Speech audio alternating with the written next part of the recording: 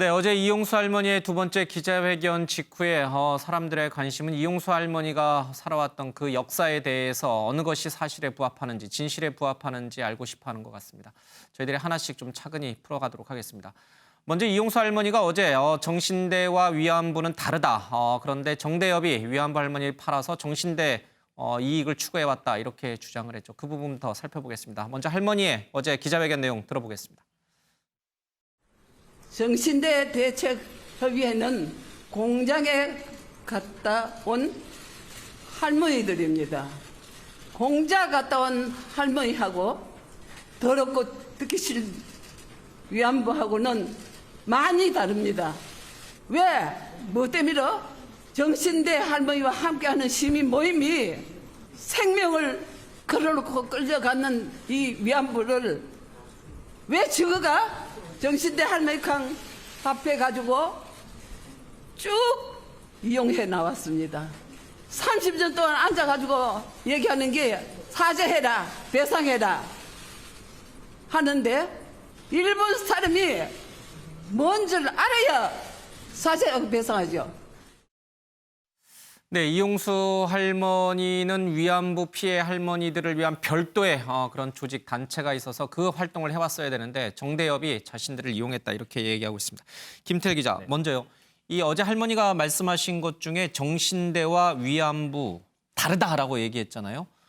위안부는 더 더럽고 더 험한 그런 삶을 살아오신 분들인데 왜 정대협이 갔다가 끌었느냐 이렇게 했는데 엄밀하게 말하면 어떻게 다른 건가요? 그렇습니다. 용어 정리를 좀 할 필요가 있는데요. 일단 정신대라고 하면 일제시대 때 일본의 군수공장으로 끌려가서 이 군수품을 만드는 일을 한 여성을 지칭을 하고요. 여성 노동자들이군요. 그렇습니다. 예. 그리고 위안부라고 하면 이 이용수 할머니처럼 위안소에서 강제 동원이 돼서 일본군의 성노예 생활을 강요당한 여성을 우리가 전쟁터로 끌려다니면서 성노예 생활을 한 것이 위안부고 그렇습니다. 일본의 군수공장에 가서 노동자로 일해서 끌려갔던 분들은 정신대. 그렇습니다. 이제 예. 그렇게 좀 저희가 이제 나눠볼 수 있겠는데, 근데 이제 이용수 할머니의 조금 전에 이제 발언을 보면 이 위안부하고 정신대가 이렇게 다른데 정대협이라고 하면 정신대와 함께하는 시민 모임 아니냐. 정신대 대책협의회의 약자죠, 정대협. 그렇습니다. 그런데 왜 위안부 할머니를 끌어들여서 지금까지 이용만 해먹느냐 이제 이 부분이거든요.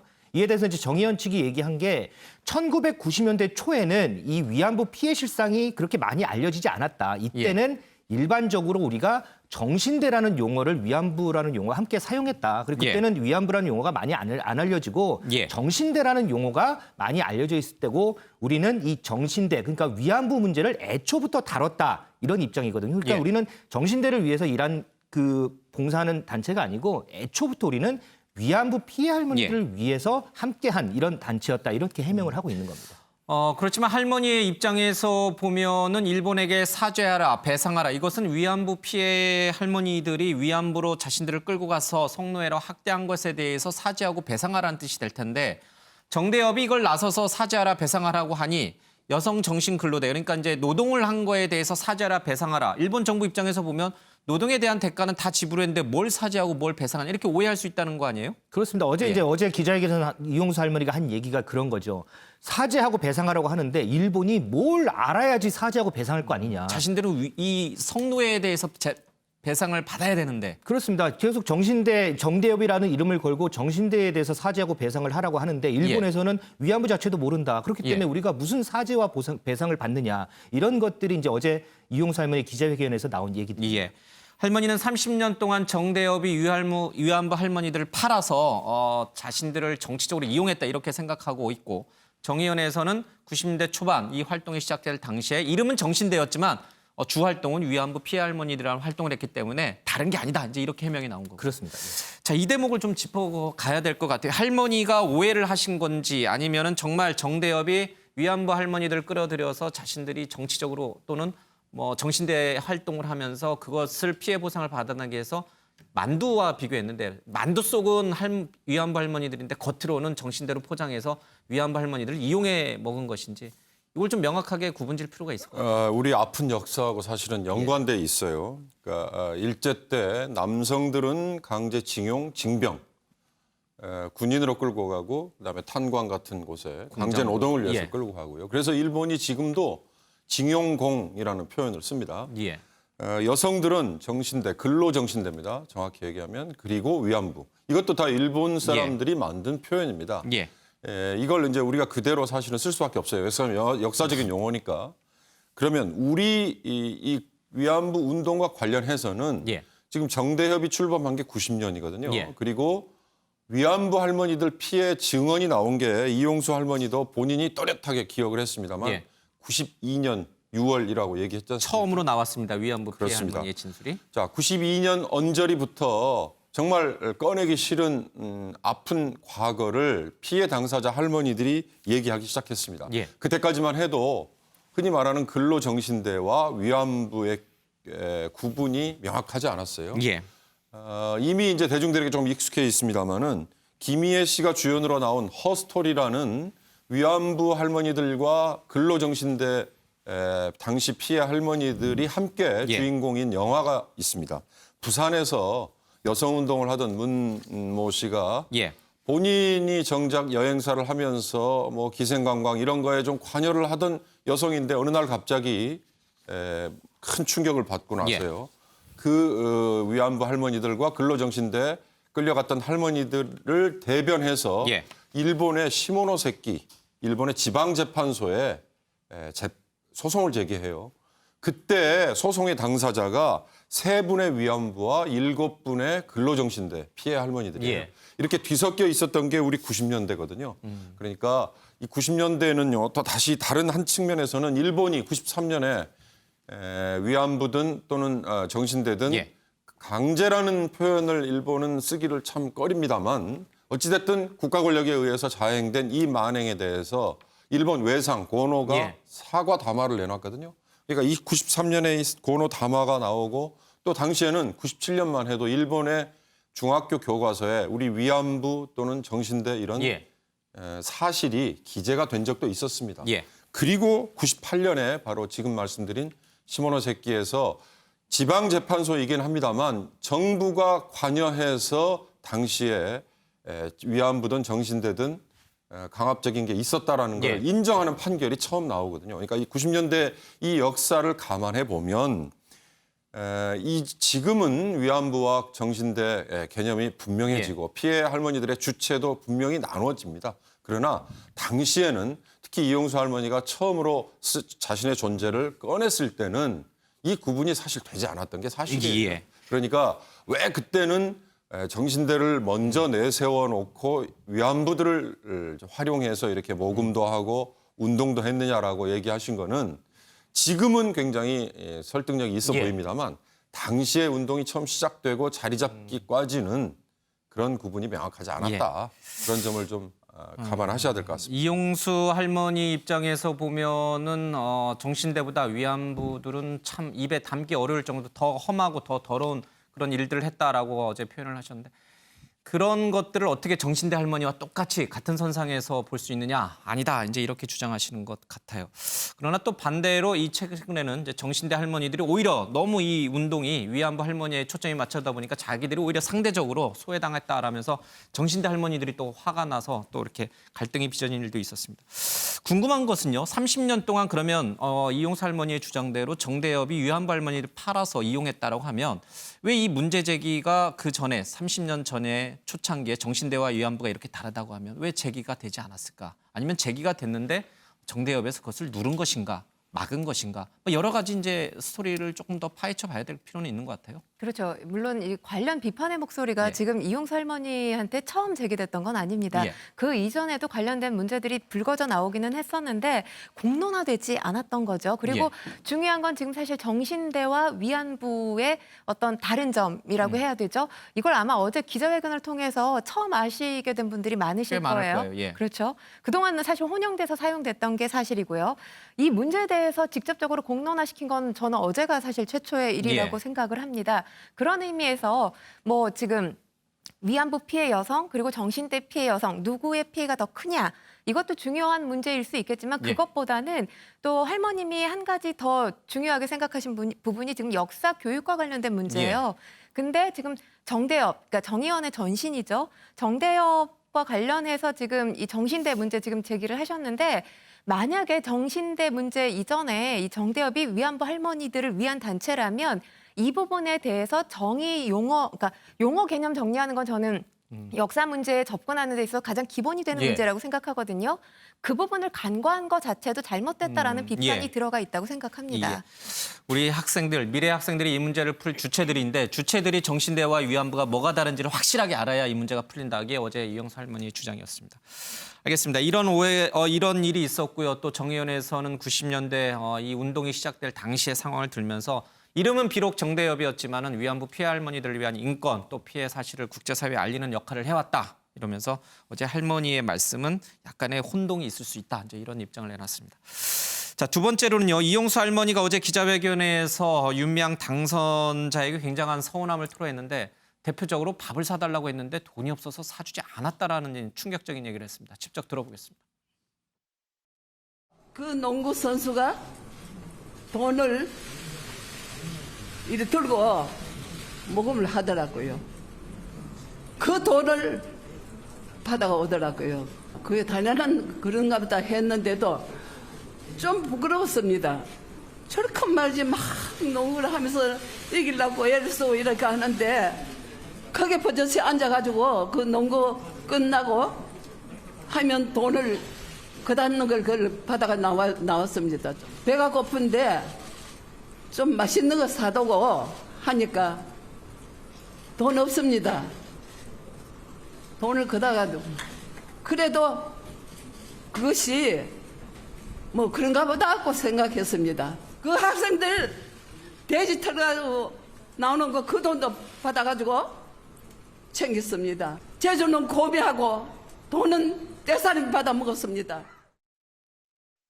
네, 최은미 기자. 어제 할머니 기자회견 중에 밥을 사달라고 했는데 윤미향 당선인이 돈이 없어서 밥을 사주지 않았다라고 언급한 부분이 두 부분이 나옵니다. 고 김복동 할머니를 모시고 이제 해외를 나갔을 때 그 한 번이 있었고 또 한 번은 이제 농구 선수들 앞에서 모금 행위를 하고 난 다음에 밥 사달라고 했는데 사주지 않았다라고 하는데 이 부분에 대해서 조금 더 우리가 좀 취재를 좀 해봐야 될 부분이 있는 것 같아요. 그러니까 할머니의 진술에 근거해서 실제로 이런 일이 있었던 것인지를 좀 확인해 볼 필요가 있어요. 네, 뭐 정의기억연대나 예. 윤미향 당선인이 답을 해야 되는 문제인데 지금 예. 아직 뭐 할머니 정의연 같은 경우는 할머니의 이런 구구절절한 뭐 그 부분에 대해서 입장을 내는 것 자체가 예. 조금 아닌 것 같다라면서 입장을 안 내기로 했다고 하고요. 윤미향 당선인 사실 여기서 이름이 적시됐기 때문에 윤미향 당선인이 해명을 좀 해줘야 되는 부분인데 아직 지금 나타나지 예. 않고 있기 때문에 사실관계를 아직 확인할 수는 없습니다. 그러나 이제 이용수 할머니가 말씀하신 거의 핵심은 그건 것 같아요. 밥을 안 사주더라. 밥 안 사줘서 섭섭했다라기보다는 저는 그 앞부분에 더 방점이 찍힌다고 예. 보거든요. 그러니까 농구 경기 하는 데를 가서 그 농구 경기 하는 걸 바로 앞에서 지켜보고 자신들을 위해서 모금하는 모습을 다 봤다는 거잖아요. 사실 예. 우리가 좋은 일 할 때는 뭐 오른손이 한 일을 왼손이 모르게 하라라고 얘기할 정도로 예. 도움 받는 사람 입장에서는 사실 자존심이 좀 상할 수도 있거든요. 예. 내가 바로 보고 있는, 내가 바로 앉아있는 그 앞에서 나를 위해서 돈을 모금하고 그 예. 돈을 주고 그 돈을 또 받아서 나왔을 때 그 할머니의 심정이 부끄러웠다고 지금 표현을 하시잖아요. 예. 그런 상황들이 사실 지난 30년 동안 뭐 할머니는 한두 건만 이야기를 하셨는데 뭐 수도 없이 많았겠죠. 그런 걸로 이제 추정이 되는 예. 상황인 거고 지금 아이들의 돼지저금통 얘기도 하시잖아요. 수요 집회에 나온 학생들이 그 얼마 안 되는 용돈 가지고 나와서 할머니들 위해 예. 쓰시라고 그 돈을 건넬 때 그 돈을 또 받는 그 모습을 봤을 때 그 도움받는 사람의 입장으로서 느꼈던 그 예. 부끄러움이 있었을 것 같아요. 근데 이제 밥도 안 사주더라는 이제 거기서 그렇게 사실 어떤 부끄러운 마음을 가지면서 받았는데 그게 정작 우리를 위해서 쓰여지지도 않더라라는 이야기를 지금 그 상황에 예를 들어서 해주신 것 예. 같고요. 이 상황이 정말인지 사실인지 실제로 이런 과정들이 반복되는지에 예. 대한 부분은 윤미향 당선인과 정의원에서 해명을 예. 해줘야 될 부분이라고 생각합니다. 자신들을 앞에 전면에 내세워서 부끄럽게도 모금 활동을 했으면서도 정작 밥 한 그릇 제대로 사주지 않았다라는 게 어제 할머니 얘기였습니다. 제주는 고미하고 돈은 누가 딴 사람이 받아먹었다 이 표현으로 단적으로 얘기가 되고 있는데 최민희 전 민주당 의원은 오늘 한 라디오 방송에서 그 부분에 대해서 조금 이해가 되지 않는다는 입장을 밝혔습니다. 들어보겠습니다. 우선 왜 이용수 할머니께서 윤미향 당선인이 국회의원이 되는 것에 대해서 저렇게까지 거부감을 보이실까. 그 부분이 저는 조금 솔직히 납득이 안 됩니다. 그런 국회의원이 되는 사람들은 전부 사리사욕을 채우는 사람인가? 아니면 윤미향이라는 개인은 절대로 국회의원이 되면 안 된다는 뜻인가? 왜냐하면 국회에 들어가서 할 일도 많이 있거든요. 이 문제 해결을 위해서. 그래서 저 부분에 저 감정은 이해가 잘 안 됩니다. 그러니까 할머니께서 이런 말씀 하시잖아요. 기부금이 들어왔는데 네. 내가 배가 고팠다. 그래서 맛있는 걸 먹자고 했다. 그런데 안 됩니다라고 했다. 근데 이거는 사실은 시민단체에서 혹은 우리가 촛불을 많이 경험하잖아요. 네. 거기서 모금된 돈으로 예. 누구 개인에게 누가 밥을 먹자 그러면 지출할 수가 없는 거거든요. 네, 최민희 전 민주당 의원의 얘기를 좀 들어봤습니다. 권상희 평론가님, 뭐 최민희 전 의원이 이제 비례의원을 한번 하시긴 했습니다만 이제 네. 지금은 거의 뭐 시사평론가처럼 활동을 계시니까 네. 이분의 말씀을 뭐 민주당의 입장이다 이렇게 생각하고 우리가 논평할 필요는 없겠습니다만 어쨌든 네. 개인적인 주관적인 의견이긴 한데 이거예요. 시민단체들이 각종 기부금 행사라든지 모금 행사를 통해서 걷어들인 돈을 사적으로 밥 사 먹는데 또 뭐 그걸 가지고 회식을 한다든지 이래서는 안 되겠죠, 당연히. 그렇죠. 그러나 상식적으로 인간적인 도의상으로 봤을 때 할머니들에게 밥 한 끼 정도 사주는 거 용도는 그렇게 써서는 안 되겠지만 그 밥 한 끼 사주는 게 그렇게 문제가 돼서 밥을 사주지 않고 돈이 없다 이렇게 딱 잘라 말했을까? 할머니 말이 저 말이 정말 사실이라면은 정말 윤미향 당선인이 도덕적으로 굉장히 비난을 받을 일이고 그렇죠. 그렇지 않다고 하면은 조금 해명해야 될 부분이 분명히 윤미향 당선인 입장에서 있을 것도 같아요. 네. 일단 저 말이 사실이라면 사실 정말 냉혈한 아니면 너무 냉혈한 그렇죠. 거죠. 할머님이 배가 고프시다고 하고 모금 버리고 있는 그 공간에 같이 계시는데 예. 근데 돈 없습니다라고 제가 지금 알고 있어요. 돈 없습니다라고 발언을 했다고 하는데 그랬다면 정말 사비를 털어서 내지는 누구한테 빌려서라도 함께 사드리는 사줄 수 게 있다. 그렇죠. 그게 바로 인정인 거죠. 예. 게다가 수요 집회에 같이 참석한 해만 해도 지금껏 30년이라고 하셨잖아요. 그 이전에 발생한 일인 것 같은데 그거 자체가 당연히 문제가 되는 거고요. 그리고 지금 최민희 전 의원의 발언 자체가 저는 정말 이해가 안 되는데 예. 모금된 돈으로 밥 먹으면 안 된다. 이건 원칙론이에요. 예. 원칙상 맞는 말씀입니다. 하지만 우리가 살면서 원칙이 적용되지 못할 때가 상당히 많습니다. 그리고 예. 배고픈 할머니한테 밥 한 끼 대접한다는 게 원칙에서 벗어난다고 해서는 안 될 일이 아니고요. 특히나 정의원이 어떤 단체입니까? 위안부 피해 할머님들을 위한 단체예요. 근데 그 할머님 중에 한 분이 배고프다고 했는데 이걸 외면했다는 건 위안부 피해 할머님들을 위한 단체가 아니라는 거고요. 예. 지금 뭐 제가 저 방송을 들었는데 지금 저희 정의기억연대 이 12가지 사업 목적이 있는데 그중에 피해자 지원 부분 사실 한 부분이다. 예. 그러면서 그 부분 이 기부금 목적에 맞게 최대한 맞게 사용된 것으로 그렇게 지금 발언을 했거든요. 예. 근데 최대한 맞게 노력해서 사용이 됐다면 기부금 돈이잖아요. 숫자로 제시를 해야 돼요. 예. 그런 제시 없이 최대한 맞게 노력해서 사용해 왔다라는 건 어찌 보면 물론 지금 평론가로서 활약하시는 모습이 있기는 하지만 이전에 여권 인사였기 때문에 제 식구 감싸기가 아니냐 이런 비판을 받을 수도 있는 발언이라고 예. 생각합니다. 사실 이게 밥 한 끼 사줬느냐 안 사줬느냐의 문제는 아닌 것 같습니다. 그동안 이용수 할머니와 정 의원의 가장 큰 입장 차이 중에 하나는 정대협, 그러니까 지금의 정 의원이 과연 할머니들을 위한 복지 기부 단체냐 아니면은 위안부 피해 할머니들의 인권을 회복하고 그것을 세상에 알리고 일본의 사죄 배상을 촉구하는 일종의 운동단체냐. 정 의원은 한결같이 이 운동단체, 인권단체임을 강조하면서 모금된, 기부된 돈을 가지고 할머니들에게 생활비로 주고 뭐 복지비로 주고 이런 게 아니다. 그 돈은 이 피해 사실을 알리는 운동에 쓰는 돈이다라는 입장을 계속 견제해 왔어요. 근데 할머니는 우리들을 전면에 내세워놓고 돈을 모금한 다음에 우리에게는 밥도 제대로 안 사주냐 이 서운함이 있고 이 간극이 분명히 있는 것 같아요. 잘 지적한 것 같아요. 그러니까 이 단체의 성격이 피해자 중심의 단체냐, 피해자들이 주도하는 단체냐, 예. 아니면 활동가들 중심의 단체냐, 활동가들이 더 주도권을 쥐는 단체냐. 예. 이 성격 규정에 따라서 달라지는 거죠. 다시 말하면 농구 경기 이후에 모금함을 돌려서 돈을 모았다. 그 돈을 낸 사람들은 피해자 할머니들 돕기 위해서 나는 냈다라는 생각을 한 분들도 있을 거고요. 맛있는 거 좀 사드리고 좋은 집에서 좀 잘 지내시고. 예, 반대로 다른 쪽 예. 다른 마음을 가진 분들은 이 피해자 할머니들의 인권 그리고 일본 정부의 예. 사죄 배상 이런 것들을 끌어내는 운동을 하는 분들을 돕기 위한, 그러니까 예. 지원하기 위한 거다. 이 나누겠죠. 저는 이용수 할머니가 어저께 하신 배고픈데 밥을 안 사줬다라고 표현하는 이 감성적인 이 대목은 정부와 국가를 향해서 던진 얘기다라는 생각이 듭니다. 이걸 단순히 예. 이용수 할머니가 정의기억연대나 윤미향 전 이사장에게 섭섭한 마음을 예. 표출한 거다. 이렇게 하면 이 이용수 할머니의 말씀 한마디 한마디에 우리가 한정없이 따라다녀야 되는 거거든요. 예. 그게 아니고 자, 일제 때 독립운동을 했던 독립유공자 본인과 자손들은 인정이 되면 정부와 국가에서 보훈 차원에서 생활 그다음에 뭐 여러 가지 활동을 지원을 하죠. 위안부 할머니들 피해자들 크게 봐서는 뭐 20만 명 그 당시에 예. 전 기간을 거치면였고요. 정부가 등록을 하세요라고 했더니 240여 명 정도 등록을 했어요.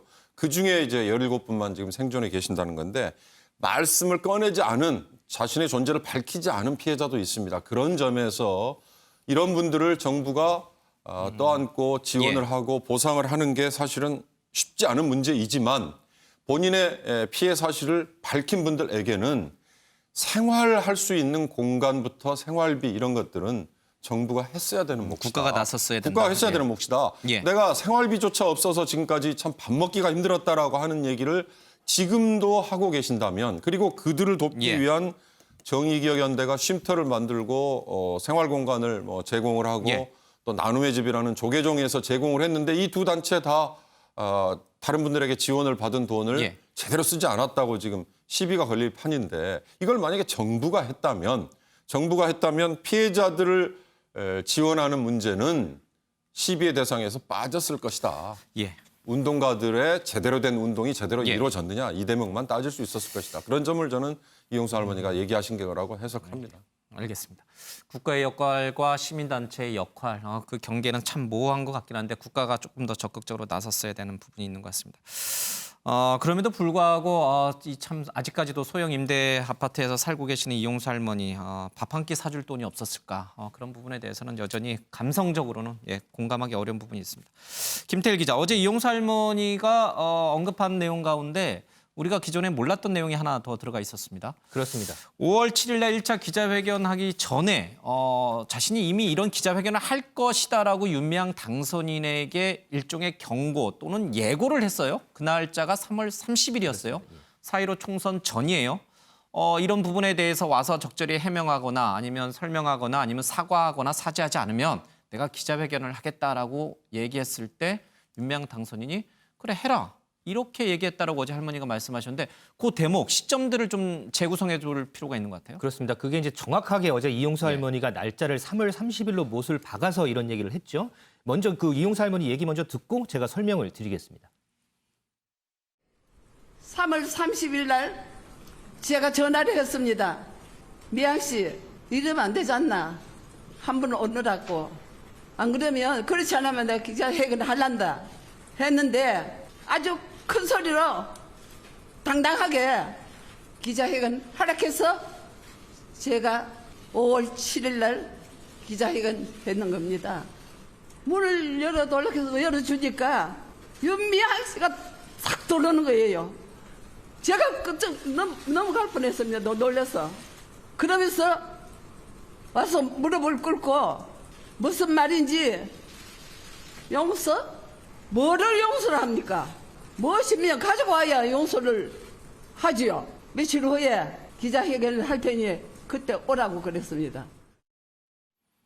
자, 3월 30일에 예. 이용수 할머니와 윤미향 당선인 간의 전화 통화가 이루어졌습니다. 예. 그러니까 이 전화 통화에서는 이 할머니가 우리가 지금까지 갖고 있던 문제에 대해서 둘이서 얘기를 좀 나눠보자. 예. 그러니까 좀 와라라고 했는데 오지 않으면 내가 기자회견을 하겠다라고 예. 했더니 윤미향 당선인이 그럼 기자회견을 하세요라고 하면서 전화 통화가 이제 끝났다라는 거죠. 예. 근데 이 뉘앙스를 들어보면 윤미향 당선인과 이용수 할머니 간의 갈등은 이전부터 있었다라는 걸 지레 짐작을 해볼 수가 있습니다. 총선이 일어나기 전부터. 그렇습니다. 예. 갈등이 있었기 때문에 우리 둘이 얘기를 해보자. 얘기를 못하겠다면 내가 기자회견을 하겠다. 예. 그렇다면 기자회견을 하십시오라고 했고요. 그래서 지난 7일 날, 5월 7일 날 1차 기자회견을 하게 됐다는 설명인데 예. 어제도 저희가 잠깐 말씀드렸지만 이용수 할머니는 애초에 3월 30일에 전화 통화를 한 이후에 4월 2일 날 기자회견을 예정을 하고 있었어요. 예. 그런데 이게 좀 미뤄진 거죠. 선거가 코앞이었고요. 할머니가 이 문제가 선거에 부각되는 것을 원치 않은 것으로 알려지면서 한 번 미뤄졌는데, 그리고 5월 7일 전인 4월 23일 날 사실은 예. 이 대구 지역 일부 언론사를 통해서 약식으로 기자회견이 있었어요. 근데 예. 당시 기자회견이 보도가 좀 안 되면서 좀 묻힌 부분이 있고, 5월 7일 날 이제 기자회견, 저희가 얘기하는 정식으로 얘기하는 1차 기자회견 할 때, 이때 이제 이 부분들이 언론에 많이 보도되면서 예. 불거지기 시작한 겁니다. 애초에 윤미향 당선이 기자회견 할 테면 해봐라라고 했을 때 할머니는 그렇다면 이제 4월 초에, 그러니까 총선 전에 기자회견을 할 예정이었지만 총선에 미칠 여파를 고려해서 총선 이후로 이제 날짜를 잡았고, 그게 5월 7일이다라는 이제 그 주변인의 이제 설명이 있었어요. 이것과 관련해서 할머니가 자신의 발언, 기자회견을 만약에 했을 경우에 윤미향 당선인이 당시에는 이제 후보 신분이었겠죠. 당선 여부가 그렇죠. 결정 안 됐습니다. 네. 그런 것도 고려를 해서 5월 7일 날 날짜를 잡으신 것 같은데 왜 그랬을까요? 이 서운함과 이런 배신감을 생각해 봤을 때는 정말 총선 전에 탁 이걸 터뜨려가지고 윤미향 당선인에 대해서 굉장히 큰 타격을 줄 수 있었거든요. 그래서 뭐 배신자, 배신을 당한 사람 뭐 이렇게도 예. 말씀을 하셨어요. 서운함이 굉장히 크셨던 건 사실이지만 예. 저는 30년간의 정리도 사실 뭐 이 문제 안에는 들어가 있을 거라고 생각을 합니다. 예. 그러니까 만약에 총선 전에 기자회견을 열었을 경우에 원래는 예정은 총선 전에 할 예정이었어요. 그렇죠. 예. 정말 파급 효과가 클 것이고, 그리고 자칫하면 윤미향 당선인이 배제될 가능성도 있죠, 선거에서. 그렇기 때문에 그렇게까지 문제를 크게 만들기에는 저는 뭐 30년 동안 예. 수요 집회 함께 하셨던 부분 역시 고려가 되지 않았을까라는 생각이 드는데요. 예. 그 이후에 이제 뭐 폭로 형식이라고 할 수 있죠. 예. 기자회견을 가지실 수밖에 없었던 것이 일단은 본인 목소리에 귀를 기울여 주지 않았다는 게 가장 컸던 것 같고요. 예. 그리고 역사적으로 돌아봐도 2015년 뭐 합의안부터 해서 최근에 문제가 불거진 안성 쉼터까지 할머님이 계속 몰랐던 일들이 지금 불거지고 있으면서 그때마다 상당히 경로하셨다는 보도가 있었습니다. 그렇기 때문에 뭐 이 상태에서 그동안 내 목소리에 귀를 기울여 주지 않았다는 것, 그러니까 소통의 부재가 할머님을 예. 이렇게 폭로하게 만든, 폭발시키게 만든 가장 큰 원인이었던 것으로 보여지고요. 예. 이게 단지 사실 처음에는 할머님의 개인적인 서운한 감정이라고 해석을 많이 했는데, 서운한 감정, 개인적인 감정도 예. 물론 들어가 있겠지만 가장 중요한 건 뭐 사회적으로 미칠 파급 효과와 관련된 부분이라고 생각합니다. 그러니까 예. 그 서운함이 단지 정서에 의한 서운함이 아니라 지금 이 기부금 문제부터 해서 여러 가지 사업과 관련된 예. 문제들, 사실 가장 잘 알 수 있는 것이 밖에서 지켜보는 외부인이 아니라 내부인일 수밖에 없잖아요. 이용수 할머님 입장은 내부인 가운데서도 내부인이기 때문에 이제는 더 이상 간과해서는 안 되겠다. 예. 이런 사명감으로 저는 폭로를 하신 게 아닌가라는 예. 생각이 듭니다. 정확한 이유는 추가 설명을 좀 더 들어봐야겠습니다만, 어쨌든 이용수 할머니 입장에서 보면 총선 전에 기자회견을 하지 않고 이후에 이렇게 기자회견에서 사실을 폭로한 것은 나름 윤미향 당선인을 뭐 당시에는 배려했을 수도 있다, 이런 추측도 좀 가능하군요. 그러나 그게 뭐 사실일지는 조금 더 설명을 들어봐야 되겠습니다. 그럼에도 불구하고 이 기자회견 이후에 새로 속속 밝혀지는 여러 가지 의혹, 특히 회계 부정 의혹과 관련해서 이용수 할머니는 윤미향 당선인에게 더 큰 배신감과 상처를 입게 되는 것 같습니다. 어제도 그 부분에 대해서 강한 언급이 있었습니다. 윤미향 당선인 반드시 죗값을 치러야 된다는 얘기를 했는데 들어보겠습니다. 자기가 사립사욕을 차려가지고 맘대로 또 국회의원 비례대표도 나갔습니다. 저한테 얘기도 없었고 하니까 자기 마음대로 하는 거니까 이후에 두 번 다시 이런 일이 없도록 하기 위해서는 그 사람들도 벌로 받아야 된다고 생각합니다. 쉼터를 지어놓고 화려하게 지어놨습니다. 그래서 그 윤미향 대표, 위대한 대표, 그 아버님이 사셨다고 하더라고요. 이런 거 엄청나게 나오는데 그것은 다 검찰청에서 다 밝힐 겁니다. 꼭 이 죄를 물어서.